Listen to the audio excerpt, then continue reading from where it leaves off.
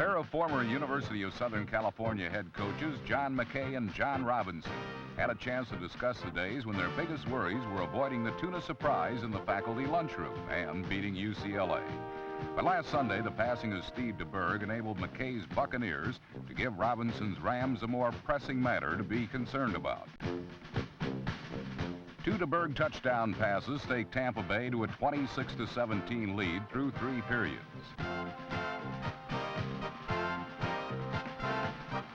DeBerg's deft dissection of the Los Angeles secondary threatened to turn this contest into a runaway. But eventually, number 29, Eric Dickerson, helped the Rams run away from the Bucs.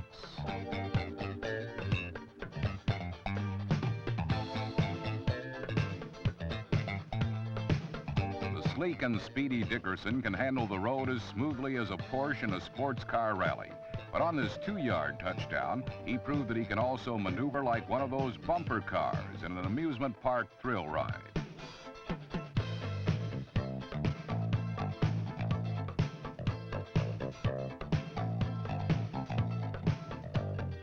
In the fourth quarter, Dickerson was back in high gear as he produced a 33-yard dash that propelled Los Angeles to a 34-33 victory.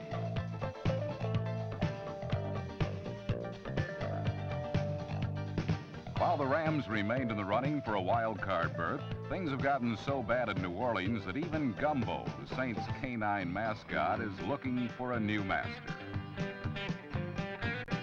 The old pooch was wisely wagging his tail around the San Francisco bench last weekend because the 49ers defense sent the Saints to the doghouse, thanks in part to a young pup named Todd Shell, number 90.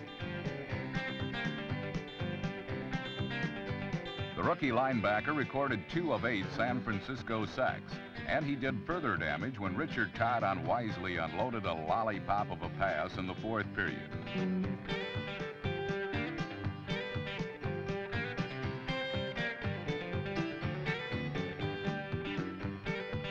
Shell's 53-yard touchdown was the big payoff for a defense that kept New Orleans on a tight leash throughout the contest.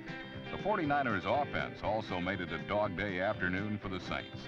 Number 89, Earl Cooper, got a step on a defender to grab one of 2 Joe Montana scoring passes. But the only thing covering Freddie Salomon, number 88, was his uniform.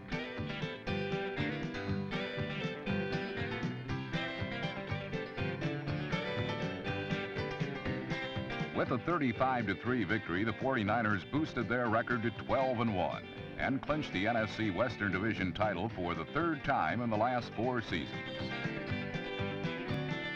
Winning division titles has not been as commonplace for the Chicago Bears until last Sunday, when number 34, Walter Payton, helped them outdistance the Minnesota Vikings and ultimately the rest of the NFC Central Division. While Payton rushed for 117 yards and 1 score, Chicago receivers often seemed invisible, especially to quarterback Steve Fuller.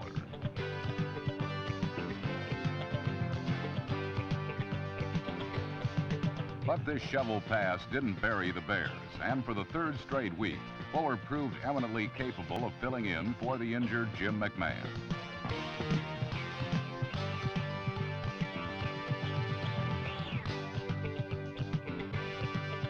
Number 83, Willie Galt's scoring reception inaugurated a string of 34 unanswered points. It also included Fuller's touchdown toss to Emery Moorhead, number 87. This was one of those infrequent times when the Bears were able to waltz on offense. But as always, their rugged defense was ready to slam dance with the competition.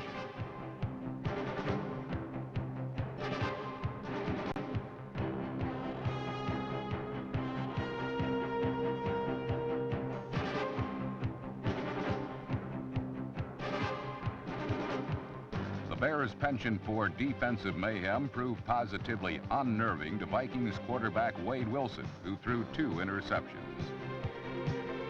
Number 25, Todd Bell, picked off both passes and ran one of them back for a touchdown in a 34-3 victory that provided the Bears with their first Central Division title since the NFC split into 3 divisions in 1970. Mike Ditka had finally made a big splash as head coach. Ditka played for Chicago in 1963, the last Bears team to clinch a title of any kind. But this long, dry spell is over, and the Chicago Bears are once again drenched in championship splendor. Green Bay coach Forrest Gregg sported a grim pregame facade as he sent his troops into Detroit for an intra-division battle Thanksgiving Day. On the Packers' third play from scrimmage, number 31, fullback Gary Ellis encountered scant resistance on a tackle-free 40-yard romp around left end.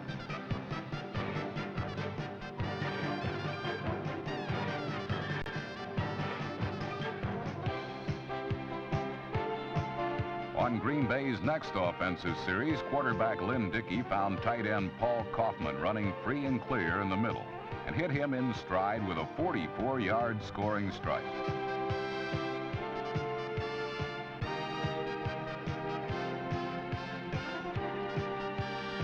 Just when it appeared the Lions would be blown out of the Silverdome, Detroit coach Monty Clark dished out a verbal holiday feast to his team, replete with all the trimmings. It appeared to inspire the silver and blue to greater heights.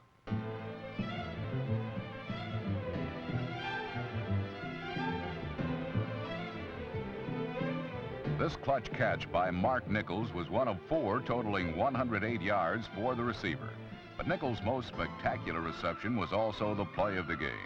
With 13 seconds left in the first half, Clark sent third-string quarterback Mike Machurik into the game for one play, a Hail Mary pass thrown into a flood right formation.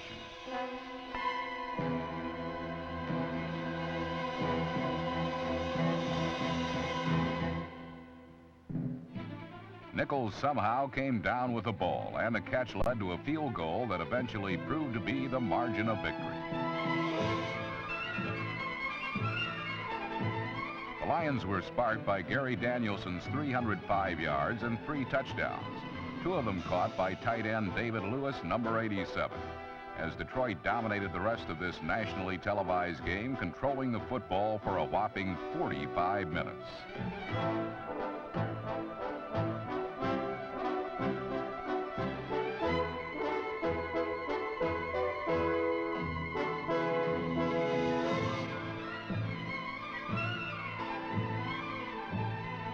In the end, the previously unlucky, unheralded, and for the most part unappreciated Detroit Lions delivered a nearly fatal punch to the Packers' fast-fading playoff hopes.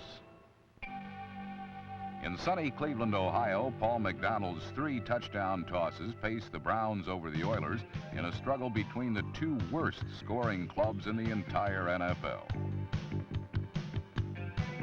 Number 82, Ozzie Newsome, the AFC's leading receiver, pulled in 10 receptions, 1 for a score, while Brian Brennan scored the first 2 touchdowns of his professional career.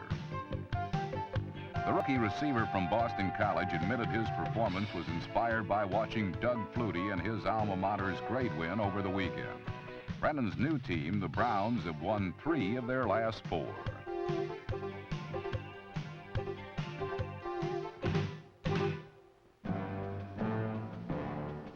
If beleaguered Atlanta coach Dan Henning hoped Cincinnati's Bengals would roll over against his Falcons Sunday, he was badly disappointed.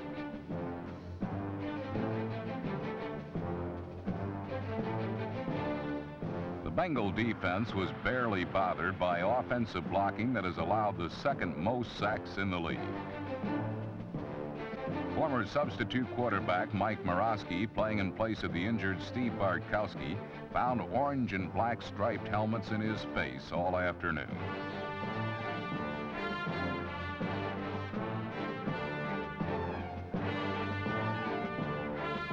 The Falcons suffered their 7th straight defeat, 1 shy of the team record, because Cincinnati's 2nd-string quarterback Turk Schonert had unlimited pocket time in which to locate a receiver.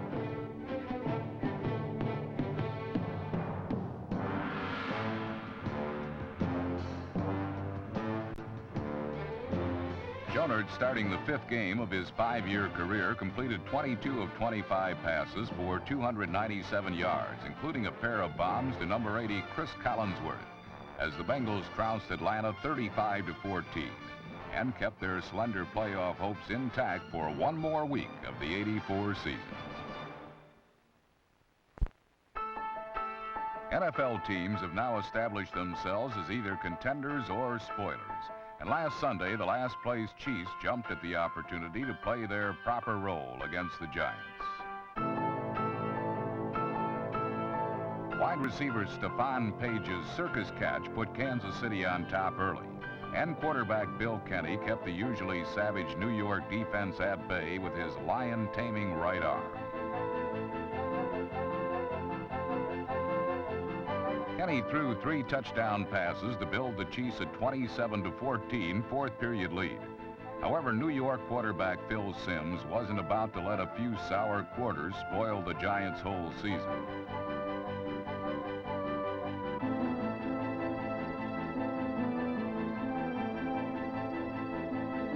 New York is renowned for a defense capable of holding a lead. So last Sunday, Simms and the Giants offense reached out and grabbed something for the defense to hold on to. Zeke Mowatt's touchdown catch gave New York a 28-27 win. Tied for the top spot in the NFC East, the Giants have their eye on their first division title since 1963. The New England Patriots also have their sights set on postseason play. However, against Dallas, the keen vision quarterback Tony Eason has used to pump life into the Patriots' offense suddenly turned fatal.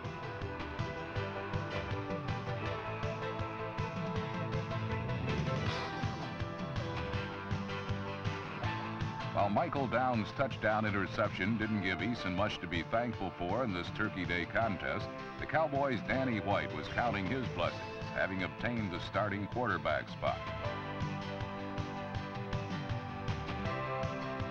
White's touchdown pass to Tony Hill helped boost Dallas to a 20-17 win. The Cowboys' 8-5 record gives them a share of first place in the NFC East, along with New York and the Washington Redskins.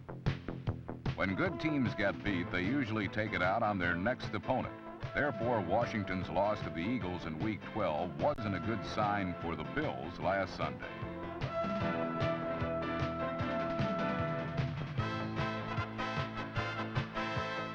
Held to only 10 points in Philadelphia, the Redskins hope to release their pent-up frustrations by bringing the Bills' defense to its knees.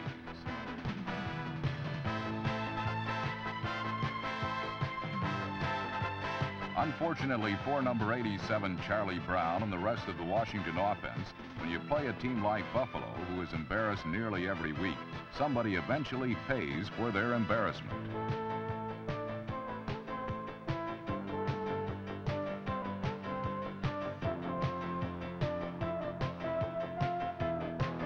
While the Bills were intent on inflicting more bumps and bruises than their opponents, the Redskin defense channeled their energies towards more significant accomplishments.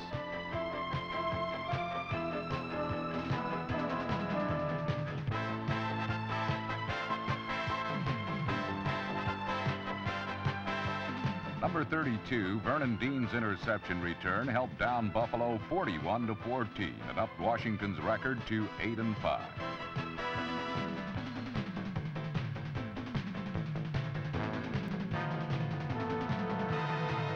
While the Redskins, Cowboys, and Giants all kept pace in the NFC East, the Philadelphia Eagles went down in the heap, like Mary Decker on the LA Coliseum turf.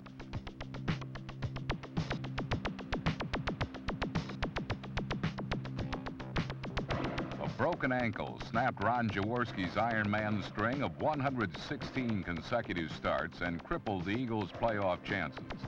St. Louis, on the other hand, may be trailing the leaders, but they're not out of the race yet. A Neil Lomax to Pat Tilley touchdown put St. Louis ahead 14-3. But with a respectable lead, the Cardinals eased their pace, allowing backup quarterback Joe Pisarcik to close the gap. Pisarcik hooked up with Mike Quick for one score, and minutes later an Eagle field goal put them ahead 16-14. Philadelphia had forced the game to go down to the wire, but they were eventually edged out at the tape by place kicker Neil O'Donohue.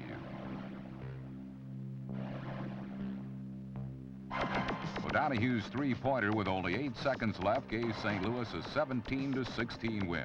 and allow the 7-6 Cardinals to hang on to a contender spot while spoiling the remainder of the Eagles' season.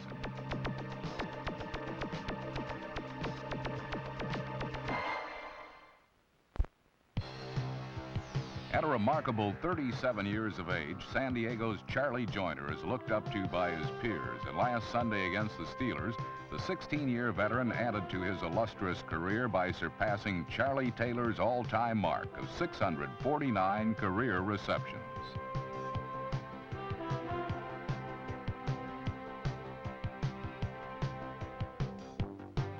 This touchdown grab tied the record, and number 18 went on to better it by 2. While Joyner is renowned as a possession receiver, Battery-mate Wes Chandler has earned respect as a deep threat. But Chandler's 63-yard scoring play and Joyner's record were the only shining achievements for the Chargers, as Pittsburgh quarterback Mark Malone engineered an explosion of 52 points, highest scored by a team this season and the most ever by a Steeler team under Chuck Noll. They say rookie Louis Lips, number 83, is reminiscent of Lynn Swann. But Steeler fans need not get nostalgic, as venerable veteran John Stallworth, number 82, continues to revive memories of his past glories.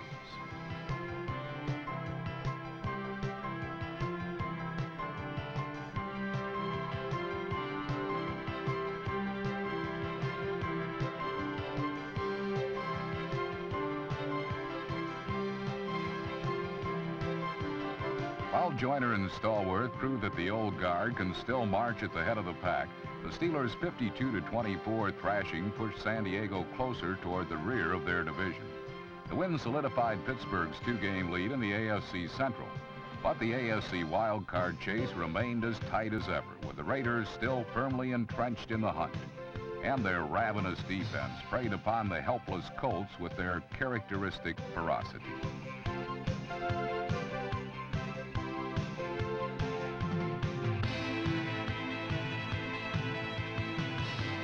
The Colts crossed midfield only twice and were limited to 158 total yards, while Mark Wilson threw for 2 scores and handled another on his own.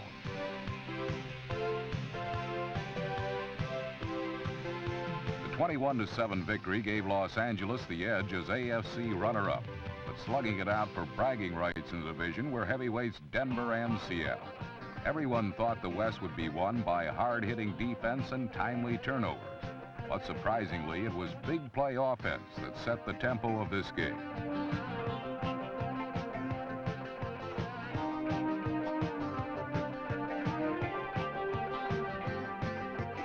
Number 81, Darrell Turner, streaked 80 yards on the first play to deliver Seattle's opening blow. Both teams were to electrify the mile-high sky, and the Broncos countered with some pyrotechnics of their own.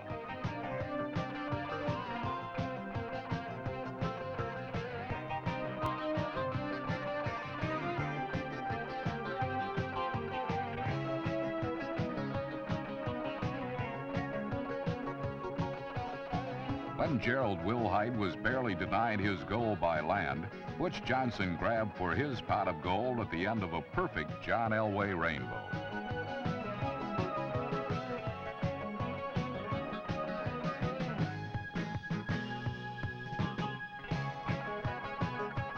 Johnson's catch may have relieved some frustration on his part, but it only served to fire up Seattle quarterback David Craig, who was determined to break the 14-all deadlock. He proceeded to pile up 406 aerial yards, 191 of which were directed to Steve Largent, number 80.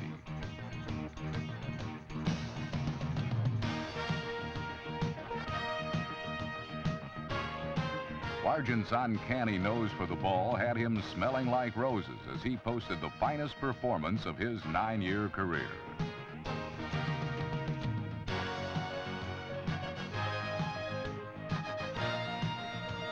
John Elway has bloomed in recent weeks to begin to fulfill his potential. And with Seattle leading by 10 late in the game, he put another thorn in Seattle's side.